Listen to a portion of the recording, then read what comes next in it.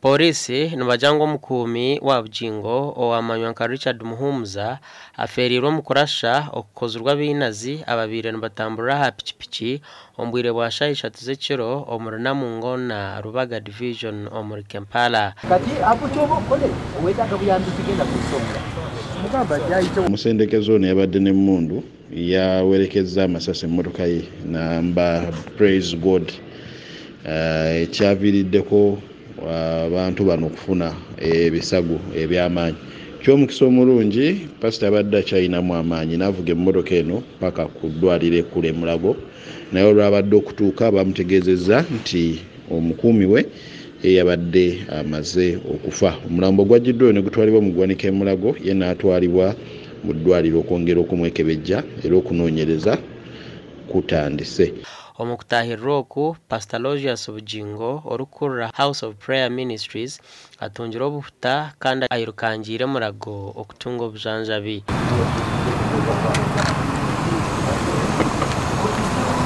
Konka omukukizaho kuchondoza Pooriisi kwegire kuhika omwanya aho kurasha okubire bashangira abantu bateganisa obujuruzi konka bariyo nibetegereza obutambi obukwasirwe kamera z'aha mwanya ogu okuhiga batemu.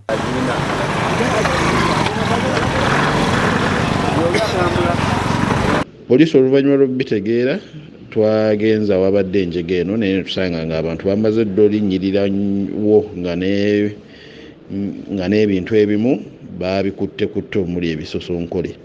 So byaggiddwawo nga bibiri era nga essaawa zino biri mu kwekennenyezebwa nga twagala obbategeeza tujja kweyambisa kamera enkese eriwo mu kitundu ekyo okumanya baani ababadde mabega w'ekikolwa kino era bajja banoonyerezebwako bakwatibwe bavunaane nga amateeka bwe galagira. Abantu aberebire nagabo bahereza okubiyawo statement obw'okuchondoza kuri kugumizamu.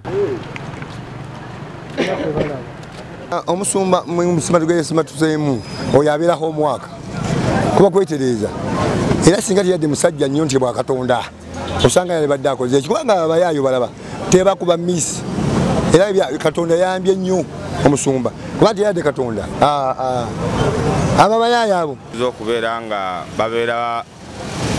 babeera banyinyitivu nnyo mu byokwerinda byabwe ate n'ekyokubiri abatuuze baffe bongera otuwa amawulire okusinziira ku mbeera eyabaddewo tusobole okuba nga osanga tulina we tuyinza okutuuka kubanga waliwo ababadde ku ssiini teyafulumya emmotoka olw'okutyawo naye okungi ennyo ye omuntu eyamukwe yabadde amulaba n'agezaako okuba ampusi eyo ennene eyawa amutomera omutujunduza n'adduka nga kirira wali wansi bayitawo bawalakata wansi awo gayagala mutomera n'atereeza motoka n'agolola paka Mulago gye yaddusizza oyo bodegaadi we gye yafiirira. Ebikolwa nga bino bitandika okuggwa mu kitundu kuba kusomoozebwa kwa bintu bingi. Esooka kusomoozebwa kwa security yaffe ey'ekitundu naye okusingira ddala kusoomooza eri security y'eggwanga.